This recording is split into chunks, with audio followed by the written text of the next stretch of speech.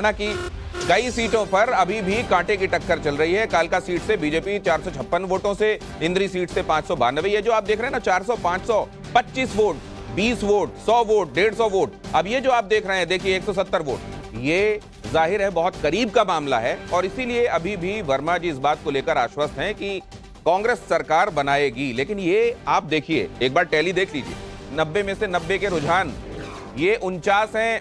इधर जम्मू कश्मीर की टैली पढ़ देता हूं पहले। जम्मू कश्मीर में नेशनल कॉन्फ्रेंस और कांग्रेस 49, बीजेपी 26 और पीडीपी 5, अदर्स 10। इल्तिजा ने अपनी हार भी मान ली बिजबेहरा से। अब देखिए हरियाणा में आ जाइए जहां की मुख्य बात चल रही है। 49 भारतीय जनता पार्टी।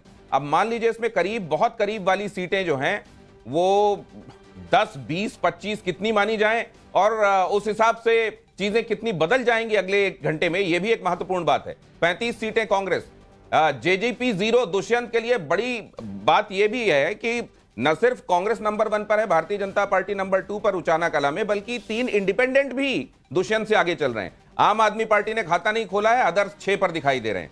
अदर्स 6 पर लोग ये कह रहे थे, असल में जब अदर्स का खाता बढ़ता है और ये मुकाबला जो है वो त्रिकोणीय या बहुकोणीय होता है, तो कहा जाता है जो 2 मुख्य पोल्स होते हैं उस फाइट में, उनमें से जो फाइट का मार्जिन होता है वो कम होता चला जाता है। क्या आम आदमी पार्टी के लड़ने से वर्मा जी खेल बिगड़ा है? नहीं, देखिए, आम आदमी के लड़ने से कोई खेल नहीं बिगड़ा। स्वाति मालीवाल ने कहा है केजरीवाल ने गद्दारी की है इंडिया अलायंस के साथ। अगर आम आदमी पार्टी का आता तो सामने आम आदमी पार्टी को 1 सीट और 2 सीट तो कोई दिखाई देती है आपको। हरियाणा का ट्रेंड बिल्कुल अलग है। देखिए 1% से कम वहाँ हरियाणा का ट्रेंड बिल्कुल अलग है, वहाँ कांग्रेस और बीजेपी की टक्कर है।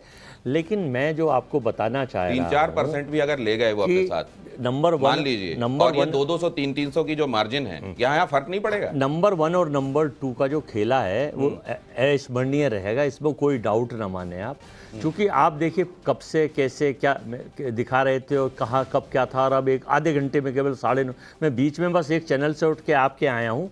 यही बात मैं अभी बता रहा था। देखिए वर्मा जी, इस पर भी कमेंट लूंगा। जेजेपी चीफ दुष्यंत चौटाला 6ठे नंबर पर, हाँ, डेप्यूटी सीएम रहे हैं वो, इनका तो और 6ठे नंबर पर चले गए। कारण है, देखिए जाट फैक्टर्स बड़ा हरियाणा में काम करता है। मैं भी कई विधानसभाओं में वहाँ रहा, मैं रोहतक में भी रहा, मैं रेवाड़ी भी रहा, मैं सोना भी रहा, मैं गाजियाबाद गुरुग्राम में भी रहा, मैं काफ़ी जगह मैंने देखा। तो मुझे ये लगता था कि जाट वोट जो है इस वक्त, और वहाँ के लोग दुष्यंत चौटाला को सबक, क्योंकि भ्रष्टाचार से लोग बहुत दुखी थे। अरे लेकिन उसी जाट का तो हम इंटरप्रिटेशन कर रहे हैं। जाट वोट बढ़ा है, जाट लैंड में भारतीय जनता पार्टी का वोट बढ़ा है। वो कांग्रेस को गया है सारा, आप चेक कर लेना, शाम तक जो खबरें आएंगी वो जाट लैंड का वोट। एक बार फिर से जाट लैंड वाला जो भारतीय जनता पार्टी के संदर्भ में ब्रेकिंग थी, एक बार फिर से फ्लैश कीजिए। एक बार वर्मा जी के सामने भी प्ले करूंगा, लेकिन अमित आपके पास आने से पहले एक बार रोहन के पास ये समझने के लिए जाना चाहता हूं कि इस बार मतलब पोस्टर्स को ये कह दिया गया सरकार की तरफ से, वर्मा जी कह रहे हैं कि एक काम करो, रुझानों में दूसरी पार्टी को आगे दिखा दो और फिर देखो हम खेला करते हैं, लोगों को सरप्राइज करेंगे और शाम को हम बीजेपी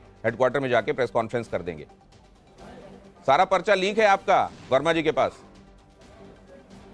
दिनेश जी, कहिए कहिए कहिए। दिनेश जी मेरी आवाज आ रही है आपको? हाँ आ रही है, प्लीज।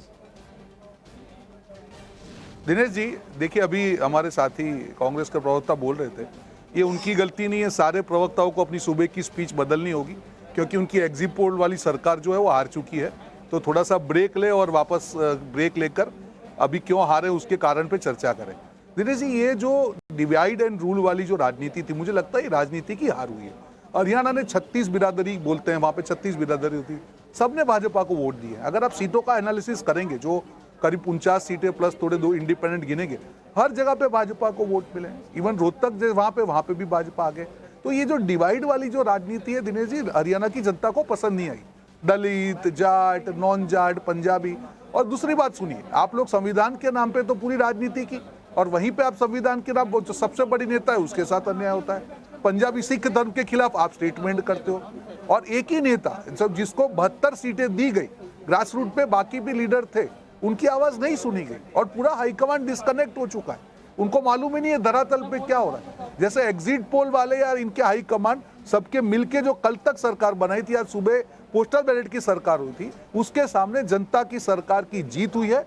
जो माइक्रो मैनेजमेंट की मैं बात कर रहा हूँ, बूथ टू बूथ मैपिंग की बात कर रहा हूँ, और 10 साल की एंटी इनकम्बेंसी को किस प्रकार से खारिज किया जाए, ये भाजपा ने पूरे ये देश पहली के बार नहीं है कि जहां माहौल जिस पार्टी के फेवर में दिख रहा हो, रुझान मुद्दे थे, पहले बात करने में आपको जिस तरफ जाता हुआ दिखाई दे रहा हो, नतीजे दूसरी तरफ की राह पकड़ लें।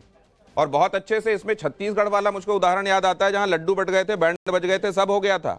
मध्य प्रदेश वाला भी याद आता है। तो ये पहली बार नहीं हो रहा। लेकिन अमित, आपके पास ये क्या खुद भारतीय जनता पार्टी के लिए एक प्लेजेंट सरप्राइज है, या असल में जो लोग चुनाव पढ़ने की कोशिश कर रहे थे उनके लिए हो सकता है सरप्राइज, लेकिन भारतीय जनता पार्टी का कार्यकर्ता काडर जो वहां पर चुनाव लड़वा रहा था, उसको मालूम था क्या होने वाला है? तो देखिए, दो चीजें हैं। मुझे लगता है कि दोनों चीजों को एक साथ ही अब जोड़ के देखना पड़ेगा। लेकिन निश्चित तौर पर वहां पर जिस तरह से बहुत कम समय पहले ही मुख्यमंत्री बदला गया, इस बात को बीजेपी ने भी स्वीकार किया कि वहां बदलने की जरूरत है, बदलाव हो गया। लेकिन मुझे लगता है इसके बाद जिस तरह से बड़े बड़े फैसले किए गए, चाहे जॉब को लेकर बात कीजिए या फिर वहां पर जो मैनिफेस्टो भी हुआ उसमें अग्निवीर की बात कर दी गई कि हम उसको सरकारी नौकरी देंगे, तो ये तो एक फैक्टर है ही। लेकिन निश्चित तौर पर बीजेपी के भीतर भी इस बात को लेकर थोड़ी सी आशंकाएं थी वहां के नतीजों को लेकर।